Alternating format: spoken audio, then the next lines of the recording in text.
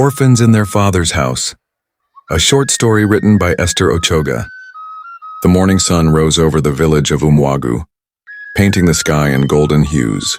The thatched roofs of the mud houses shimmered under its warmth, and the air was filled with the sounds of roosters crowing and women pounding yam in wooden mortars. But in the household of Nze Ikenna, the once joyful home had become a place of sorrow. Obinna and his younger sister Adayezi sat quietly outside their father's obi, main house, their faces filled with sadness. Their mother Ugozi had died barely 6 moons ago, and since then their stepmother Nwanika had made their lives unbearable. Their father Nze Ikenna was a respected man in the village. He was wealthy, owning vast farmlands and many goats, but he was also weak when it came to matters of the heart. When Ugwueze died, the elders advised him to take another wife quickly for the sake of his children.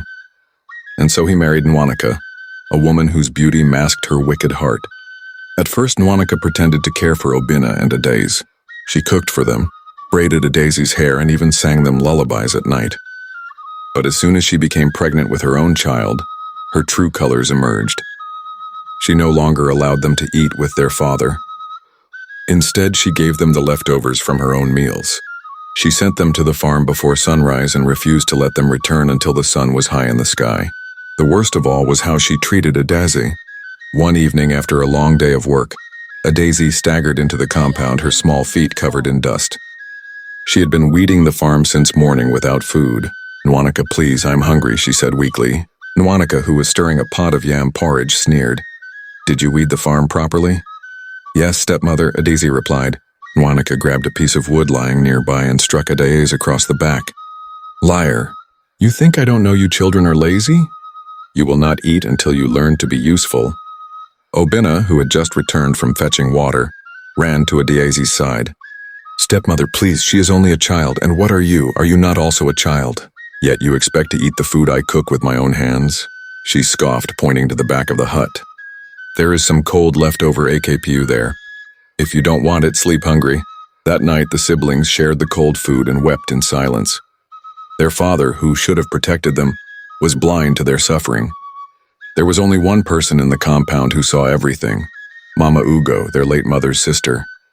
She had moved into a small hut nearby after Ugweze's death to keep an eye on the children. Mama Ugo often tried to intervene, but Nwanika always dismissed her, claiming she was only bitter because she had no children of her own.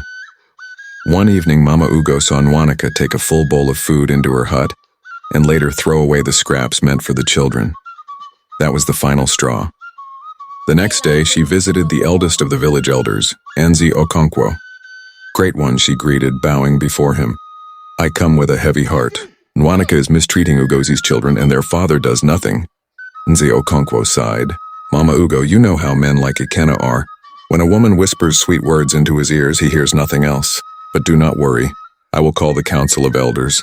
Days later, the elders summoned Nze Ikenna to the village square. The entire village gathered as Nze Okonkwo spoke. "Ikenna, do you know why you have been summoned?" "No, great one," Ikenna replied, confused. "Your wife, Nwanika, has been accused of maltreating your children. We have heard from Mama Ugo, and we have seen the children suffering with our own eyes. Is this true?" Ikenna turned to Nwanika, who immediately began to cry. "My husband, do you not see how they lie against me? Have I not taken care of your children as if they were my own? Mama Ugo hates me, and now she has turned the village against me." Ikenna hesitated. "Nwanika has been a good wife. Perhaps the children are only being stubborn."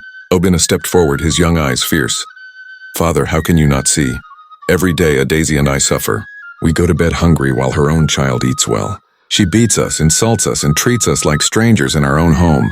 Adaze, tears streaming down her face, added, "Father, please do not let her kill us." In the dim light of the gathering, the tension was palpable. The crowd's murmurs flowed like a river, alive with whispers of tradition and expectations. The elders, wise with years, exchanged knowing glances, their seasoned faces reflecting the weight of unspoken truths. At the center of this tension stood Nze Okonkwo, a beacon of authority, who finally rose to address the gravity of the moment. His words pressed heavily on Ikenna's heart, a reminder of the choices that lay ahead and the consequences of inaction. Ikenna's gaze shifted from the crowd to Nwanika. Her tears radiated a deep, simmering rage, the culmination of suffering igniting within her. A stark image of his children flickered into view, their thin frames echoing the hunger that plagued their lives and the fear that dwelled in their eyes. As shame washed over him, a realization struck. He had turned a blind eye for far too long, allowing his household to descend into chaos. The elder's admonition reverberated in his mind, demanding urgent action. In the dusk that followed, Nwaneka's resolve hardened. Packing her belongings became an act of defiance against the silence that had bound her, a promise of independence. Ikenna felt the sharp edge of defeat as she left, her anger a tempest that left the air thick with sorrow. Kneeling before his children, shame enveloped him. "Forgive me, my children. I failed you," he implored, his voice trembling with regret. The gravity of his choices hung in the air, thick and suffocating.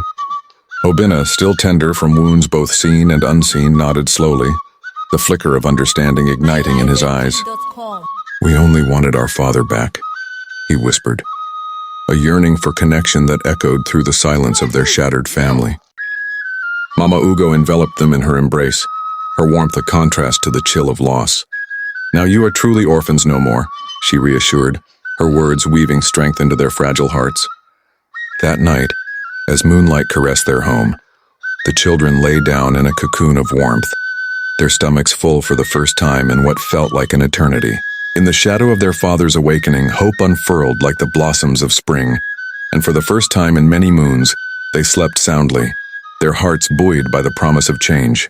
Ikenna had finally understood the truth, a precious bond of love and responsibility restored, and the specter of their mother's spirit could gently find rest in peace.